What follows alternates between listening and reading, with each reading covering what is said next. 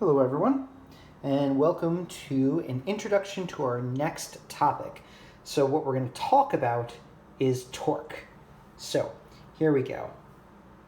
Let's say I have this book here, and I want to get it so that this book moves, but I'm going to constrain our book such that, here we go, let me move this, so that I'm going to apply two forces equally from both sides. So two forces, equal magnitude in opposite direction. Can I get the book to move? Well, if I apply the two forces like this, right, the net force on the book is 0, and I'm not going to get it to move. If I apply the two forces like this, equal and opposite, the net force is 0, and it's not going to move. But here's where the thing is.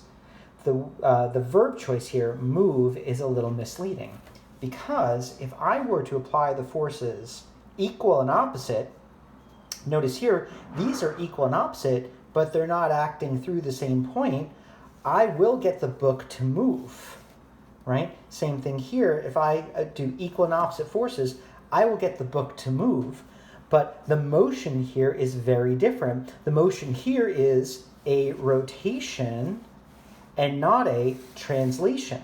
Because if we were to keep our eye here on the center of mass of the book, and I'm just grabbing a piece of chalk, right, something like that, notice here, no movement. If I do here, no movement as well, and if I wasn't, challenged, the center of mass wouldn't move. What would happen is the object would rotate about that center of mass.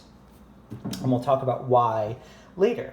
So what we need to do here is define motion a little bit differently. First, if we're going to have the center of mass move from place to place like this, if you think about a mathematical operation where a figure moves from place to place without changing in size or changing orientation, we would call that a translation. So this sort of motion, up, down, in, out, left, right, where we're tracking the motion of this point, the center of mass point, is called translational motion. Whereas this motion, where we're going to have the center of mass, well, not move, let's pretend that that's happening, but its orientation changes about some sort of axis here. The axis is the center of mass, but it doesn't need to be the center of mass. That's called a rotation. So here's the thing. These forces, net forces, are going to cause changes in rotational motion, but here I have 0 net force. Here I also have 0 net force, but these forces caused rotation. So there must be something else that forces can do, and that something else is called torque, right? So torque is going to be the action of a force that can cause a change in the rotational state of an object. So let's parse it out. Can cause. So number one, not all forces will cause torques. And we'll go into that in a bit more. Second, not even when you have all torques will they necessarily get a rotation. In the same way that not all forces cause accelerations or changes in the translational state, only net torques are going to cause changes in the rotational state. But we'll talk about the difference between a torque and a net torque a little bit later. But the fact that something exists called a net torque in the same way that a net force exists should give you an insight into something very important about the concept of torque. And hopefully, if you figured out that torques, because they can cancel out to cause a net of 0, must be vectors, then you've got it, because torque is a vector quantity. So now let's come over here to a different part of my kitchen to see something else I have here, right? So I've suspended a stick from my lamp, but let's not focus on that. So what I want to talk about right now is that this thing is in balance. It is in a constant rotational state and a constant translational state. Well, or at least it's supposed to be. There we go. So what can I do to change its rotational state?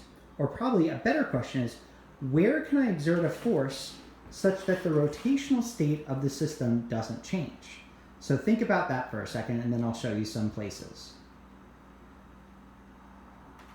All right, so what I want you to notice here is that we have our system here tied here. So this point is our axis, right? Don't think of it as the center.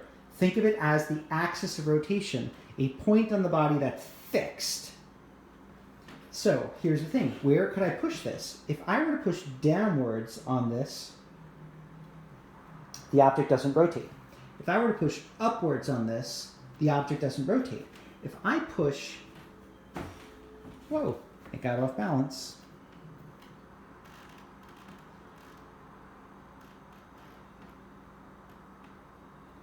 Sorry, that's easier to do in person.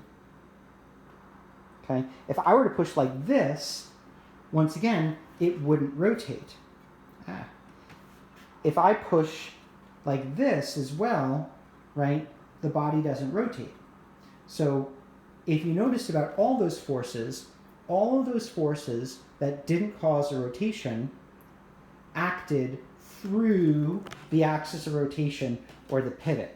I'll show that again a little bit later in a different context. So now let's talk about what would cause a rotation. If I come over here and push downwards, that would cause a rotation. If I come over here on the side and push it that way, that causes a rotation. So anytime a force doesn't act through the axis of rotation, it can cause a torque and cause it to change its rotational state. So let's look at that in a different perspective. So back over here. So we're going to look at the following figure. This weird L-shaped piece of paper. Let me just pull this up so you can see the whole thing. This weird L-shaped piece of paper. And now what we have to do is imagine some sort of axis. Let's say I fix this right here. Okay?